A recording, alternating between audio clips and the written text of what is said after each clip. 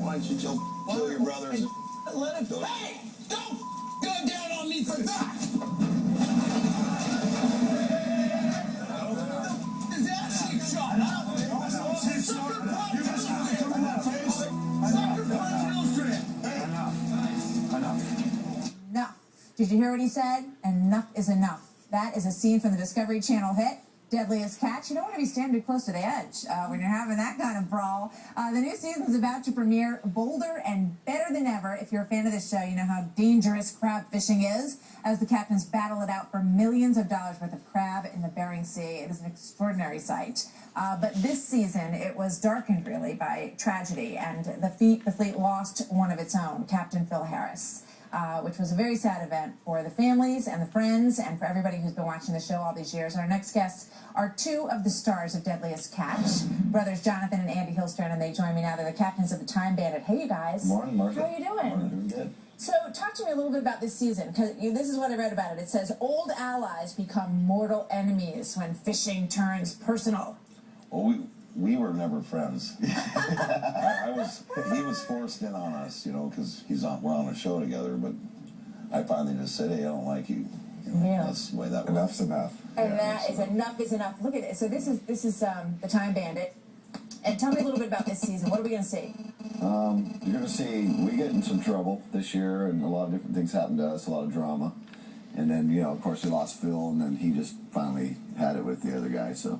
Phil was only 6 years older than me, but he was old. Tell me He was about like that. my dad. Now Because when I originally got into the fisheries 30 years ago, Phil was like one of the cool guys, you know, to hang. He was cool.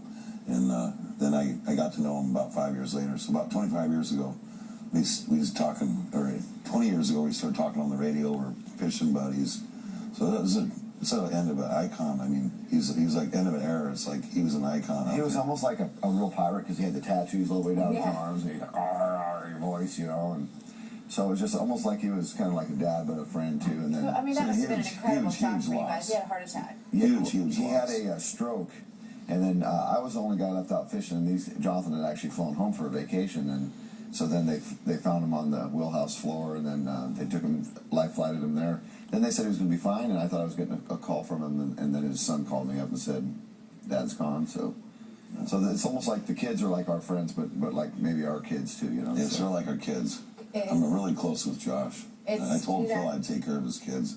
Oh gosh, what is it? You know, it is such a sad story. And you hear about people being lost in your line of work all the time. But you know, I guess in some way there was some kind of, you know, he was too young to go. That is for sure. But then he went. You know, I get mad at him because he's gone, and there's so much cool stuff we're doing now. You know, and I'm just mad that he's not here. I'm sure he's going to be watching you guys from above and watching over you too, right? Oh, yeah. Well, thank you so much. It looks like there's some really fun stuff this season. Yeah, it's always good to really see you guys. My whole family, my boys are huge fans of Deadliest Catch, so it's great to have you here with us. Like once you think you've seen it all, you haven't. So look forward to it. Thank you so much, guys. The Deadliest Catch. You have to talk like this. Yeah, you gotta talk like